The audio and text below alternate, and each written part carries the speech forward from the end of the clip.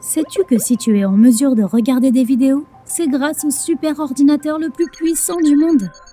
Et je ne parle pas ici de ton ordinateur portable ni de ton téléphone, mais de ton cerveau. Allez, suis-moi, on va découvrir comment il fonctionne. Mais d'abord, j'ai besoin de l'équipement adéquat. Ce programme va... mais enfin! Il semblerait que je me sois transformée en onde sonore. Bon, peu importe, si ça marche. Et ça, c'est mon ami. Nous allons voir ce qui se passe dans son cerveau. Quelle aventure! L'oreille externe capte l'onde sonore. Et le voyage commence. C'est assez serré ici dans le canal auditif. Il faut que je force un peu. Et c'est parti! Prochain arrêt, le tympan. Il fait en taille environ la moitié d'une pièce de 10 centimes. Tiens, mais qu'est-ce que c'est? Le tympan commence à vibrer. Je connais bien cette sensation. C'est comme quand tes voisins font la fête si fort qu'on peut les entendre à l'autre bout de la rue. Passons à l'oreille moyenne. C'est vraiment trop bruyant ici. Et ça doit être la cochlée. C'est le mot grec pour escargot, parce que ça en a la forme. Il fait plutôt humide là-dedans. C'est rempli de liquide et un orage se prépare. Comme tous ces petits poils sont jolis. Et il y en a tellement. Ça chatouille. Il bouge et ondule, et c'est ainsi que se produit toute la magie. Les vibrations se transforment en un flux nerveux. Et hop, les choses accélèrent un peu ici. On est en train de descendre le long du nerf auditif. Prochain arrêt, le cerveau. Je vais devoir mettre mes lunettes de soleil. La lumière est très vive ici. Tous ces arbres ont l'air de sortir tout droit d'un film de science-fiction. On peut toucher? Waouh, c'est comme un éclair. Ce sont mes bons amis les neurones. Et il y en a environ 100 milliards, soit à peu près autant qu'il y a d'étoiles dans la Voie lactée. La plupart sont déjà présents à la naissance, mais notre cerveau en produit constamment de nouveaux à mesure qu'on vieillit. Quelle lumière! Et encore une fois! Les neurones envoient entre 5 et 50 messages par seconde. Mais on reviendra sur ça plus tard. On a quelques endroits à visiter d'abord. Il y a des centaines de types différents de neurones et 3 classes principales. Les neurones sensoriels sont comme de petits agents secrets. Ils collectent des informations dans tes organes sensoriels, par exemple tes yeux et tes oreilles, et les transmettent à ton système nerveux central. Ça, ce sont les motoneurones. Dans ton corps, ce sont eux qui commandent. Ils recueillent des informations provenant d'autres neurones et les transmettent à tes muscles, à tes organes et à tes glandes. En gros, ils te disent ce que tu dois faire. Tous les autres, ce sont les interneurones. Ils collectent et reçoivent des informations d'autres neurones. Ce processus est sans fin.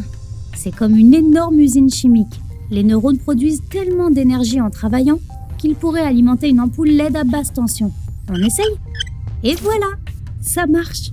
Les vitesses sont un peu folles ici, de l'ordre de 400 km/h. C'est aussi rapide qu'une voiture de sport super puissante. Mais ralentissons un peu. Je veux savoir ce qui se passe ici. Bienvenue dans le télencéphale, qui constitue la plus grande partie du cerveau, soit environ 85%.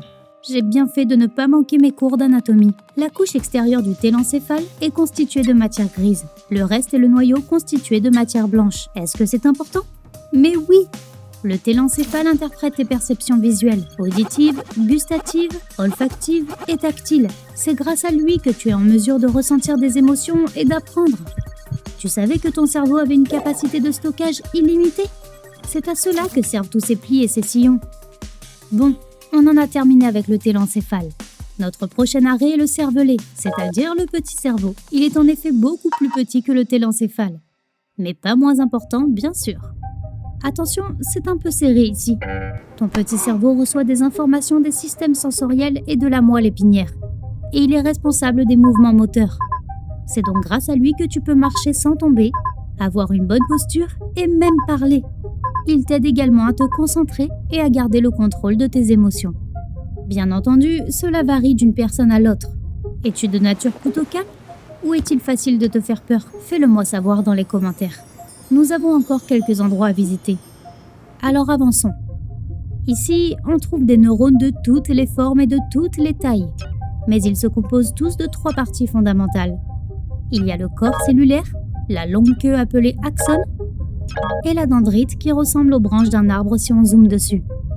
Les neurones reçoivent la plupart de leurs informations grâce aux dendrites. Chut! Contemple un peu ce beau spectacle. La transmission de l'information est en cours. Un seul neurone ne peut pas faire grand-chose tout seul. Alors ils travaillent tous en équipe. Ils communiquent dans leur langage secret fait de signaux électriques et chimiques. Tu as vu la petite lumière qui vient de s'éteindre ? Tous les messages ne peuvent pas passer. Les neurones apprennent à faire le tri entre le pertinent et le non pertinent. Et quand tu répètes une action plusieurs fois, tu fais passer un même signal et la vitesse du message augmente. Du coup, ses chances d'atteindre son objectif sont plus grandes. Un autre phénomène qui augmente l'activité de certaines parties de ton cerveau est l'amour. Il est visible sur une IRM. Attends, je crois que pendant qu'on parlait d'amour, on a raté notre arrêt. Revenons un peu en arrière. Non, ce n'est pas ce que nous cherchons. On se perd facilement dans ce labyrinthe. Peut-être ici ?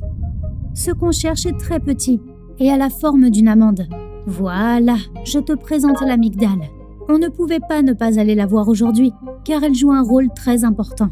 Elle gère tes émotions, comme la peur et la tristesse, et t'aide à contrôler ton humeur. Elle stocke le souvenir des événements et de nos émotions. Grâce à elle, tu es en mesure de reconnaître les choses qui se répètent. Et maintenant, on va où ? Ça, ce doit être le tronc cérébral. Il est responsable de la communication entre le cerveau et le reste de ton corps. Et tu peux aussi le remercier pour les choses que tu fais automatiquement. Respirer, avoir un rythme cardiaque régulier, digérer la nourriture et d'autres choses essentielles. Le tronc cérébral est directement relié à la moelle épinière. C'est l'autoroute centrale de ton système nerveux. Mais qu'est-ce que c'est ? Des agents de la circulation ? Je n'étais pas en excès de vitesse, monsieur l'agent, je vous le promets. Tout le monde roule très vite ici.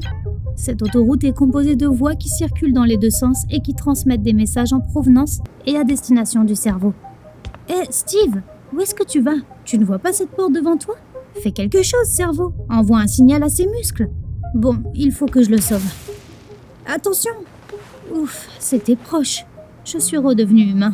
Et ce téléphone sonne toujours. Combien de temps me suis-je absenté ? Pour information, tout ça n'a duré que 0,01 seconde. Impressionnant, pas vrai ?